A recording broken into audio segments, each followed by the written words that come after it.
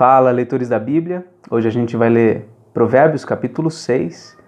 Nós vamos ler aqui diversas outras orientações de Salomão ao seu filho e que são para nós também orientações muito necessárias, que às vezes a gente não tem no dia a dia, não obtivemos na nossa educação em casa. Pode ser que muitas coisas que nós estamos lendo são coisas assim básicas na vida, mas que nunca ninguém nos disse.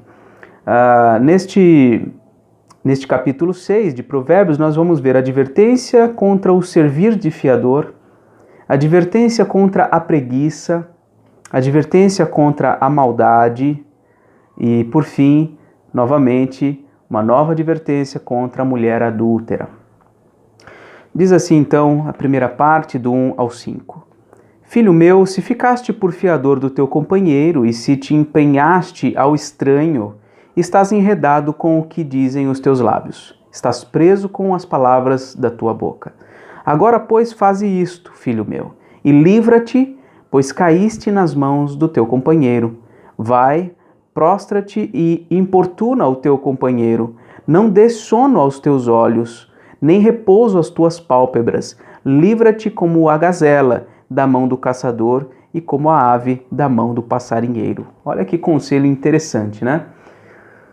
Salomão está dizendo ao seu filho, e a nós também, que é a palavra de Deus isso aqui. Nós não devemos nos colocar como fiador de ninguém,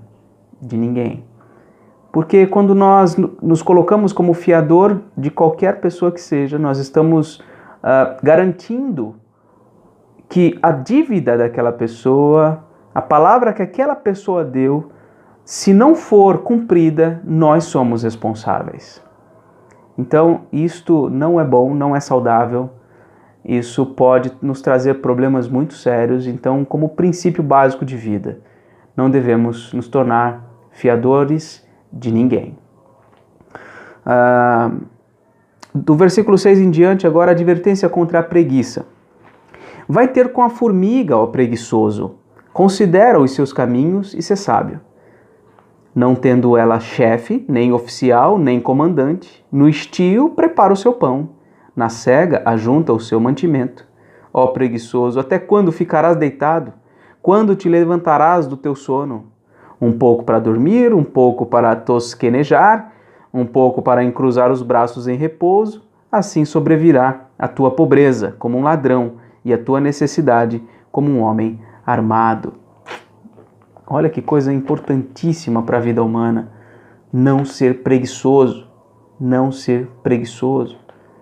O brasileiro, em geral, né, é um povo trabalhador, mas a gente sabe que muitos de nós lutam contra a preguiça. Nós nos cansamos, nós nos desanimamos, nem todos nós somos tão assim empenhados no nosso trabalho. Nós conhecemos culturas em que pessoas são muito mais diligentes no trabalho, né? Mas nós, embora sejamos um povo de trabalhadores, muitos de nós também lutam contra a preguiça, né?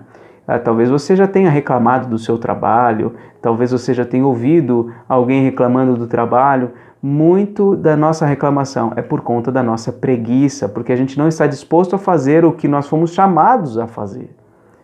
E o trabalho, isso é importante saber, nós sabermos, o trabalho não é uma maldição por causa do pecado. Antes da entrada do pecado no mundo, o trabalho já existia. Deus colocou Adão e Eva para cultivar e guardar o jardim do Éden. Eles deveriam trabalhar ali. É claro que não tinha o sofrimento, o cansaço, não tinha uma série de coisas que apareceram depois da queda. Mas ali está o princípio do trabalho, algo que é feito por obediência a Deus e para nós representarmos Deus onde nós estamos. Nós somos a imagem e semelhança de Deus.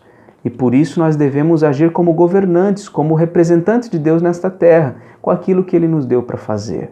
Então, seja você um chefe, seja você alguém simples, um empregado, você e eu precisamos ser diligentes no nosso trabalho.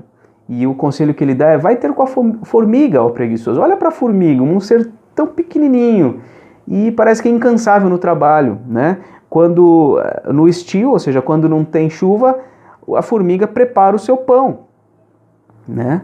Na cega, junta o seu mantimento. Ou seja, nós temos que buscar trabalho, buscar recursos para nós vivermos.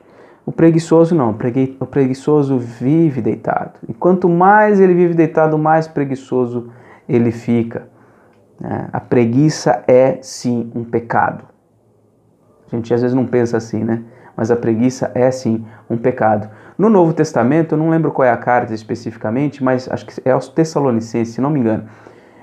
O apóstolo Paulo orienta que as pessoas devem trabalhar, e se não quiserem trabalhar, que não comam. Que não comam. Muitas vezes a gente, até nas igrejas, a gente tenta aliviar a barra ali de algumas pessoas que não têm trabalho, mas se a gente for analisar friamente a coisa, a gente vai ver que muitas pessoas não estão trabalhando porque são preguiçosas, porque abandonaram determinado trabalho, não quiseram determinada atividade.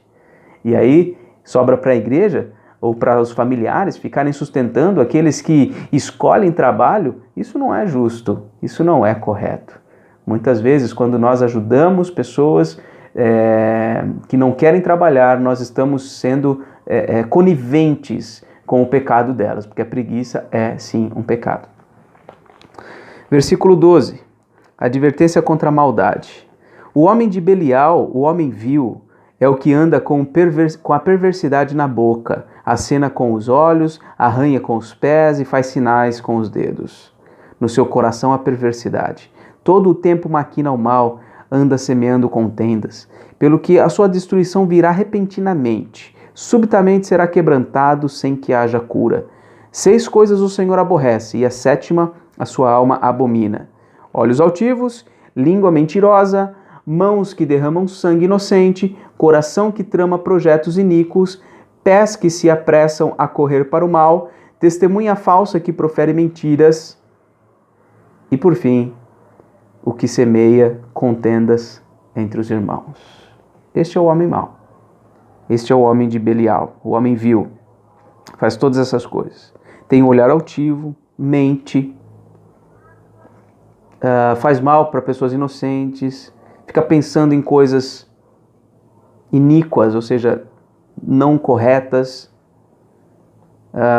testemunha, fala mal das pessoas e até semeia contenda entre irmãos. E veja, esse tipo de gente está por vezes dentro da igreja.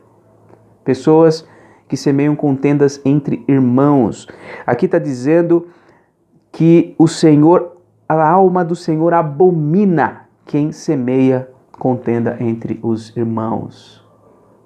Se você faz isto, se arrependa, mude o seu comportamento.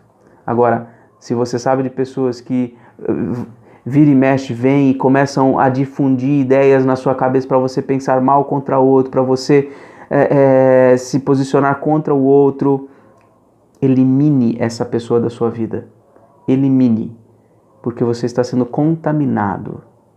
Você está sendo contaminado por alguém que é odiado por Deus. Isso é sério. E agora, por fim, a advertência contra a mulher adúltera. Filho meu, guarda o mandamento de teu pai e não deixes a instrução de tua mãe. Ata-os perpetuamente ao teu coração. Pendura-os ao teu pescoço. Quando caminhares, isto te guiará. Quando te deitares, te guardará. Quando acordares, falará contigo. Porque o mandamento é lâmpada e a instrução luz. E as repreensões da disciplina são o caminho da vida, para te guardarem da vil mulher e das lisonjas da mulher alheia. Não cobices no teu coração a sua formosura, não te deixes prender com as suas olhadelas. Por uma prostituta, o máximo que se paga é um pedaço de pão, mas a adúltera anda à caça de vida preciosa. O que ele está dizendo é que a prostituta está atrás do dinheiro. A adúltera quer tirar a sua vida. Tomará alguém fogo no seio sem que as suas vestes se incendeiem? Esse versículo é interessantíssimo. Porque os homens têm a tendência de de ir até o limite para conseguir. Ele acha que está com tudo sob o controle e a qualquer momento ele pode dizer não. Mas nesse envolvimento com uma pessoa do sexo oposto, tendo você um relacionamento, né? Um envolvimento, uma olhadela, uma coisinha assim, seria como chamuscar as vestes. Mas aí ele pergunta: tomará alguém fogo no seio sem que as suas vestes se incendeiem? Quer dizer, quando nós nos aproximamos do fogo, nós todos somos consumidos por inteiro, né? As nossas vestes se consomem e o nosso corpo se consome. Então, essa questão da lascívia, da sensualidade exagerada, do desejo por pessoas, desejo sexual ilícito, essas coisas elas começam de uma forma muito sutil, e deve ser afastada imediatamente. Ou andará alguém sobre brasas sem que se queimem os pés? Não tem como. Quando você só a olhadela já queima, já destrói, né? Então temos que evitar ao máximo todo esse tipo de coisa.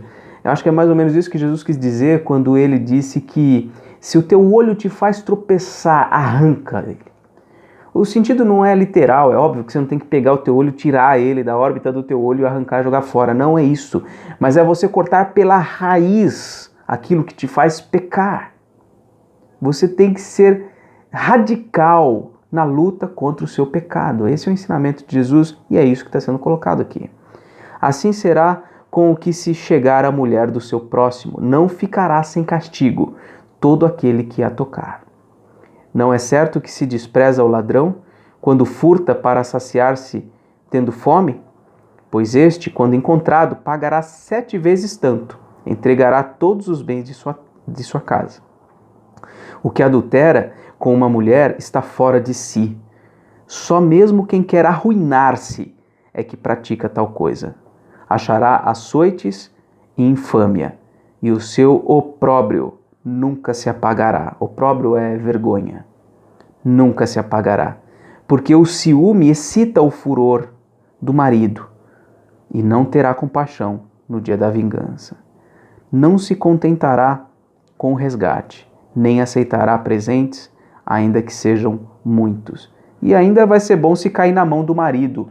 O problema é cair na mão de Deus. Essa foi a leitura de hoje. Amanhã a gente continua, se Deus quiser. Um grande abraço. Deus te abençoe.